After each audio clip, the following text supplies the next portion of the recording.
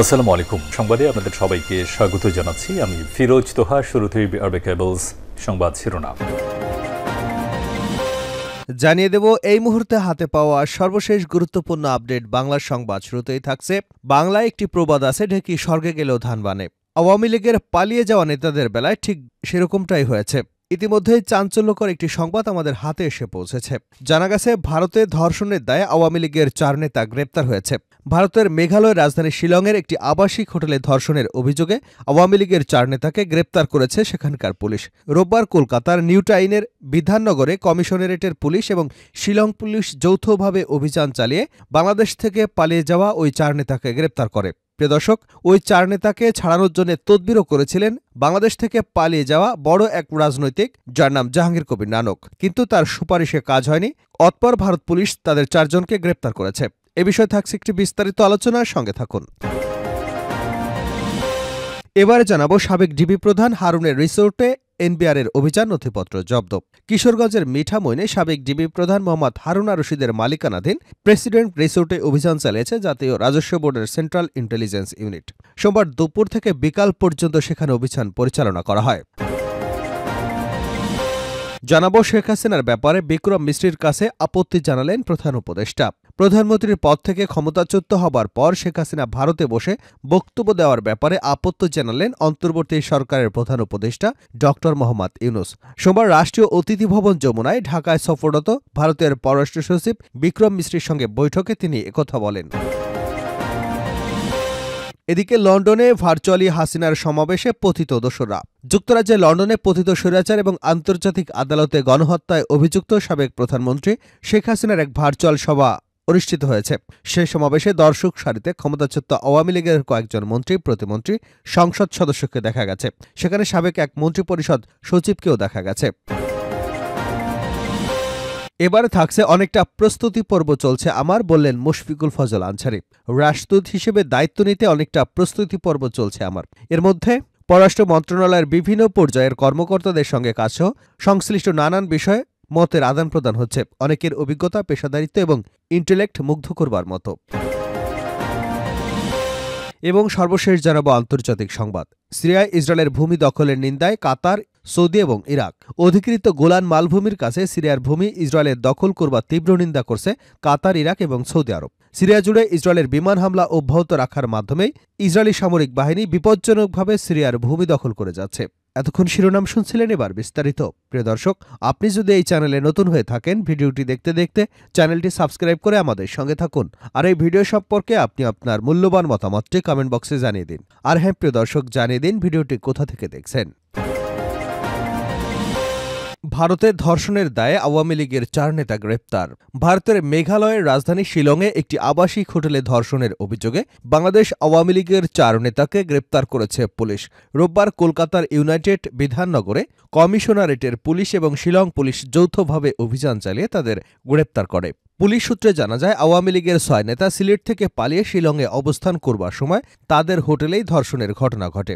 এরপর তারা কলকাতায় পালিয়ে গিয়ে নিউ টাউনের একটি ফ্ল্যাটে ওঠেন। এ ঘটনায় ভুক্তভোগী শিলং থানায় 6 জনকে আসামি করে মামলা করেন। এরপর বিধাননগর কমিশনারেটের পুলিশ এবং মেঘালয় শিলংয়ের পুলিশের যৌথ অভিযান চালিয়ে তাদের গ্রেপ্তার করে। অভিযুক্ত 2 জন পালিয়ে গেছেন। ঘটনাস্থলে আটক এক ইউপি চেয়ারম্যানকে এজাহারে নাম না থাকায় ছেড়ে দেওয়া হয় বলে জানা গেছে। কলকাতায় গ্রেপ্তারকৃতরা হলেন সিলেট জেলা আওয়ামী লীগের সাধারণ সম্পাদক ও জেলা পরিষদের অপসারিত চেয়ারম্যান অ্যাডভোকেট নাসিরউদ্দিন খান, সিলেট মহানগর যুবলীগের সভাপতি আলম খান মুক্তি, সিলেট মহানগর যুবলীগের সহসভাপতি রিপন ও যুবলীগের সদস্য জুয়েল। পলাতক 2 জন হলেন সিলেট জেলা স্বেচ্ছাসেবক লীগের সভাপতি আফসার আজিজ এবং সাধারণ সম্পাদক দেবাংশু দাস মিন্টু।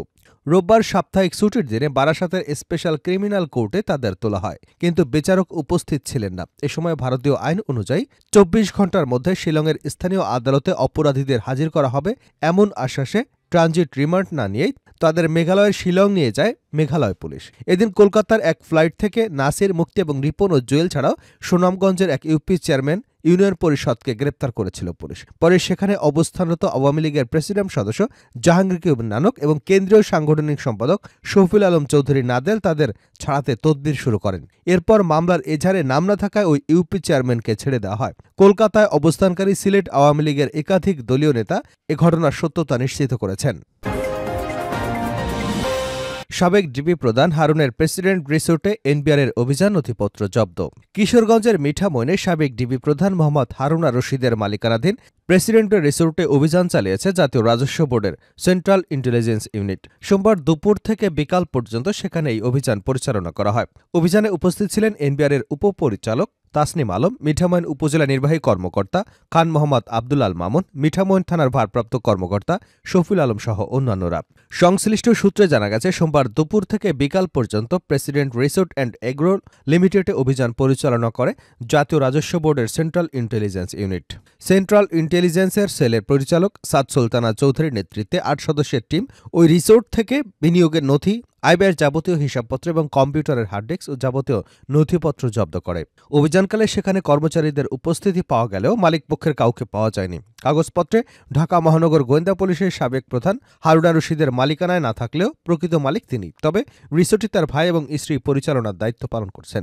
জব্দকৃত বিনিয়োগের নথি, আয়ব্যয়ের যাবতীয় হিসাবপত্র এবং কম্পিউটারের হার্ডডিস্ক সহ যাবতীয় নথিপত্র যাচাই বাছাই করবার পর প্রকৃত রহস্য উন্মোচিত হবে বলে জানিয়েছেন সংশ্লিষ্ট সূত্ররা। শেখ হাসিনার ব্যাপারে বিক্রম মিস্ত্রির কাছে আপত্তি জানালেন প্রধান উপদেষ্টা। প্রধানমন্ত্রীর পদ থেকে ক্ষমতাচ্যুত হওয়া শেখ হাসিনা ভারতে বসে বক্তব্য দেওয়ার ব্যাপারে আপত্তি জানালেন অন্তর্বর্তী সরকারের প্রধান উপদেষ্টা ড মোহাম্মদ ইউনূস। সোমবার রাষ্ট্রীয় অতিথি ভবন যমুনায় ঢাকায় সফররত ভারতের পররাষ্ট্র সচিব বিক্রম মিস্ত্রির সঙ্গে বৈঠকে তিনি একথা বলেন। প্রায় ৪০ মিনিটের ওই বৈঠকে সংখ্যালঘু ইস্যু, অপতথ্য প্রচার, ক্ষমতাচ্যুত স্বৈরশাসক শেখ হাসিনার ভারতে অবস্থান, আঞ্চলিক সহযোগিতা এবং জুলাই আগস্ট গণঅভ্যুত্থান নিয়ে আলোচনা হয়েছে। বৈঠকে ভারতের পররাষ্ট্র সচিব বলেন, সম্পর্ক বাড়ানো ছাড়া দ্বিতীয় কোনো চিন্তা নেই। আমরা এটাকে উভয় দেশের জন্যই লাভজনক হিসেবে দেখি। পারস্পরিক স্বার্থের বিষয়ে আলোচনায় তিনি বলেন, আমরা যেখানে ছিলাম সেখান থেকে আবার শুরু করতে চাই। ভারতের পররাষ্ট্র সচিব বলেন, বাংলাদেশের সঙ্গে ভারতের সম্পর্ক অত্যন্ত গুরুত্বপূর্ণ। আমাদের বর্তমান সরকারের সঙ্গে কাজ করতে হবে। প্রধান উপদেষ্টা বাংলাদেশ এবং ভারতের মধ্যে সম্পর্ককে খুবই দৃঢ় এবং ঘনিষ্ঠ হিসেবে উল্লেখ করেন। তিনি বলেন, সাম্প্রতিক সময়ে দুই প্রতিবেশীর সম্পর্কে কিছু মেঘ জমে ছায়া তৈরি হয়েছে।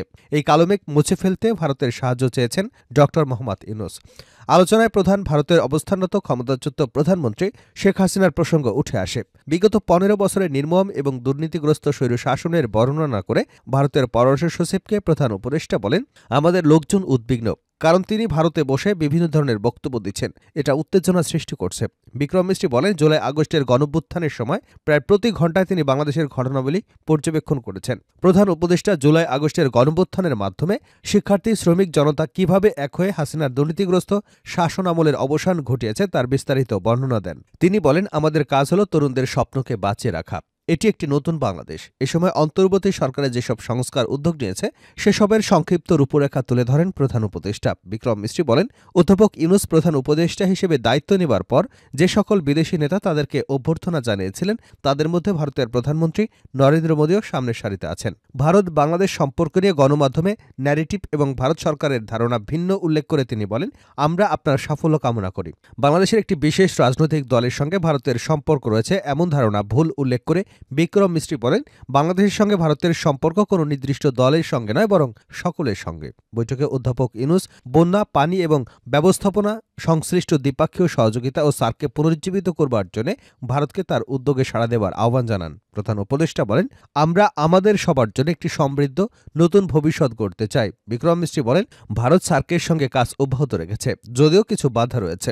সংখ্যালঘু ইস্যু সম্পর্কে প্রধান উপদেষ্টা বলেন, অন্তর্বর্তী সরকার প্রতিটি নাগরিকের সুরক্ষা এবং নিরাপত্তা নিশ্চিতে ধর্ম, বর্ণ, জাতি, লিঙ্গ নির্বিশেষে সকলের অধিকার রক্ষায় প্রতিশ্রুতিবদ্ধ। তিনি বলেন, আমরা একটি পরিবার, আমাদের একসঙ্গে কাজ করতে হবে। ভারতের পররাষ্ট্র সচিব বলেন, ভারত গত মাসে বাংলাদেশিদের জন্য ভিসার সংখ্যা দ্বিগুণ করেছে এবং আগামী দিনে এ সংখ্যা আরও বাড়াবে। তিনি বলেন, আমরা আমাদের সম্পর্ককে এগিয়ে নিতে চাই।